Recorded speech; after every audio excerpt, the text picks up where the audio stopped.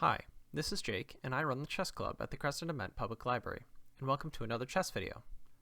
Today will be our first game review video, and what other game to learn from than perhaps the most well-known game of chess. This game was played in 1858 in Paris. The story goes that Paul Morphy, a young American chess master who was traveling Europe to play chess and beating all of the top European players, was invited to the opera by two people, the Duke of Brunswick and the French Count Isoude, who considered themselves strong players and insisted on playing against Paul Morphy during the play. This game is often referred to as the opera game, and the Duke and Count played as a team against Morphy. We're covering this game as it clearly shows the importance of opening principles of chess, especially developing your pieces to make them active on the board, as well as being a beautiful showcase of the attacking prowess of Paul Morphy. The game starts off with e4 by Morphy, and e5 by the duo. Standard moves to control the center. Morphy attacks the center right away with knight to f3, and black plays d6 to defend. While d6 is a playable move today at the highest levels of chess still, there's a move that better follows opening principles with knight to c6, which develops a piece at the same time as helping to control the center.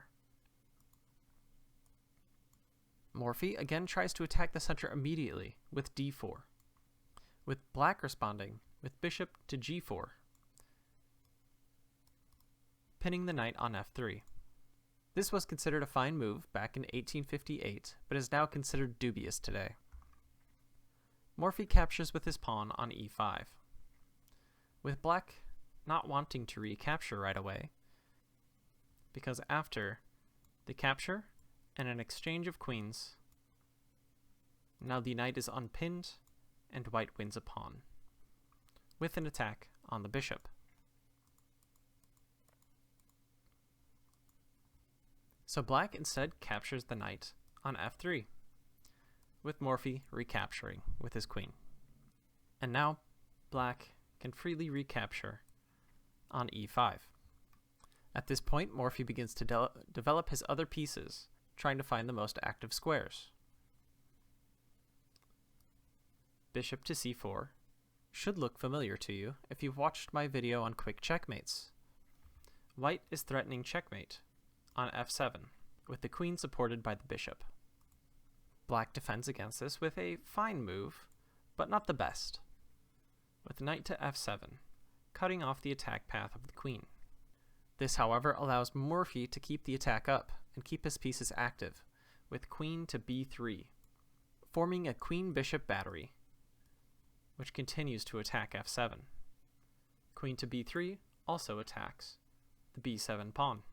The f7 pawn is far more important to defend, as if something like b6, white has checkmate available. After bishop takes, and either e7 or d7 by the king, queen to e6 is checkmate.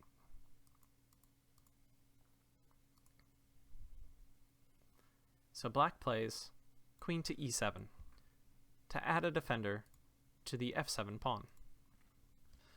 In this position, Morphy plays a hotly debated move, as he could have played queen takes on b7, but he did not. Morphy probably did not play this move because black has a response to it, with queen to b3, forking the king and the queen and forcing an exchange of queens.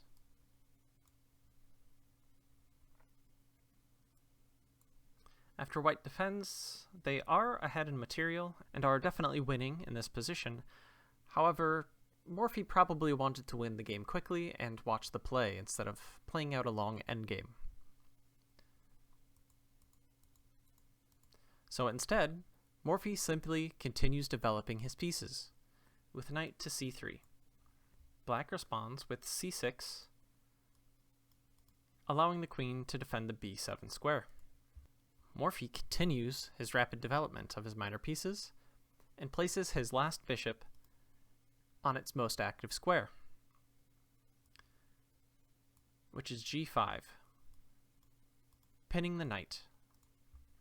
In this position, there are not many good moves for black, but they decide they don't like the threat of the bishop and queen battery and want to try to force it away with b5. Unfortunately, this is a mistake, which Morphy quickly capitalizes on. Morphy likes that his bishop is in that area, and instead decides to sacrifice his knight. Black accepts the sacrifice,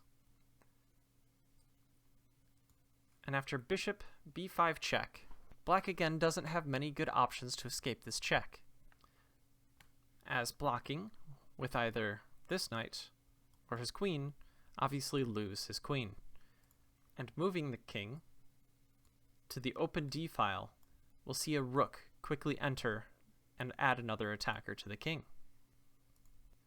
So black plays knight b to d7. After 11 moves into the game, let's compare piece activity on both sides. Both of black's knights are pinned and unable to move. The bishop is trapped behind the queen, and the queen isn't doing much herself. One of black's rooks is trapped with no hope of becoming active anytime soon. Both of Morphy's bishops are active, as well as his queen. Only the rooks need to be activated, which is what he does next, with a queenside castle, bringing his rook to the open d file, and adding another attacker to the knight. It's not often you can press the attack at the same time as castling, so Morphy takes this opportunity. Black responds in the only way they are able to without losing their queen to defend the knight, with rook to d8. And here Morphy shows just how much he values piece activity over everything else in this position. While rooks are often valued higher than bishops, his rook on d1 is not as active as his bishop on b5. The bishop attacks a piece and pins it, while the rook simply attacks the piece. So Morphy plays rook to d7, another sacrifice. And after black retakes, their rook is pinned and every piece for black is now tied up and unable to really move. Morphy simply brings his other rook into the attack. Black plays a respectable move, queen to e6, unpinning the knight, and offers a trade of queens. Morphy is uninterested, however, in the trade of queens and plays bishop takes d7 with check.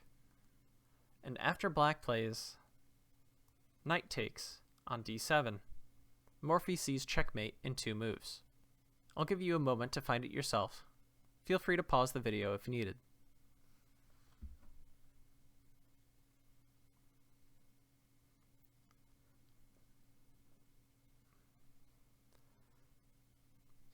If you found another sacrificial move, with queen to b8 check, well done.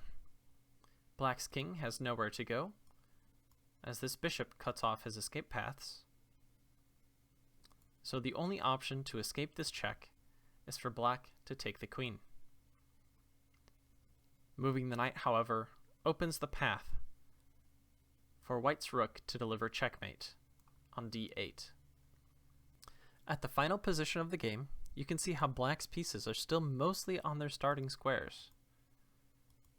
While this knight did have to make a bit of a trip, it is still on the starting square of a knight. And despite only having 2 pieces left, Morphy secures checkmate. This game is an excellent example of following opening principles. Morphy followed the opening principles to a T, and each move followed multiple principles at the same time. He also valued piece activity more than anything else. That's all the time we have for today. Don't forget to visit us again for another chess video. Thank you for joining me, and I hope you and your king stay safe.